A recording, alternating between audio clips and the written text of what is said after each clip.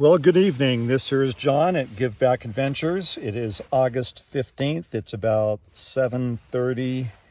That would be New Mexico time. I had quite a day. Rode 80 miles.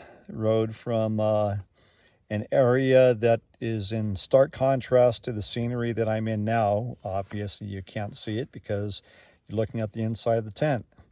You're probably wondering, why is John wearing a rain jacket? Well, I'll tell you what, I'll try to post some pictures so you'll see, but a monsoon storm built kind of out of nowhere.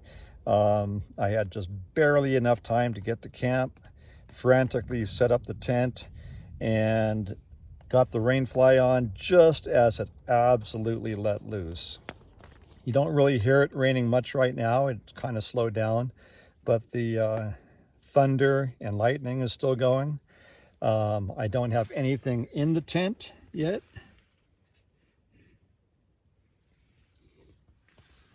And I actually didn't put on the rain jacket and rain pants until I got inside the tent. It was just windy as all get out. And I was concerned that the rain fly, one of the connection points, might come loose. So I'm sitting here in the tent, pad's not inflated, bags are all still outside the tent. But good news is,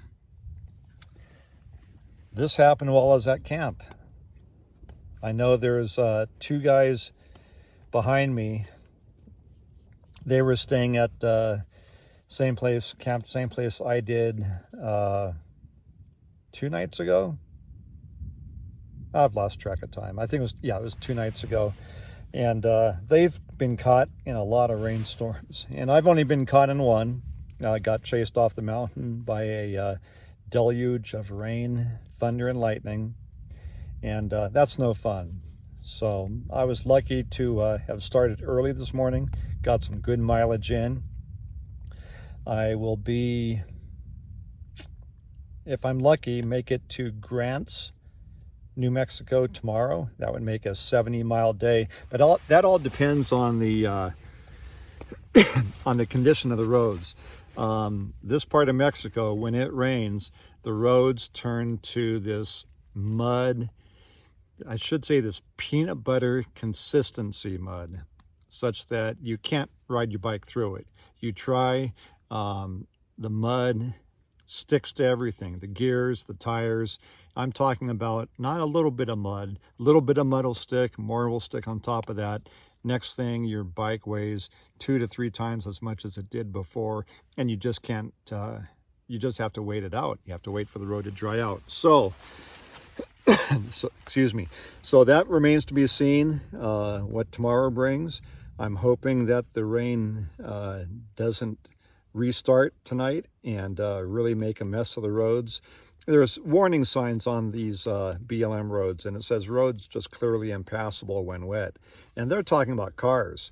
So if cars can't make it when it gets wet and the mud turns to peanut butter consistency, well, I'll tell you what, you know what's going to happen with the bikes. So I've got enough food to last me 2 or 3 days. I hope I don't have to wait it out. I'd like to make it into Grants. I might take a 0 day, might actually get a motel. I'll wait and see. Because Grants marks the end of the segment I'm on now, which would be Salida,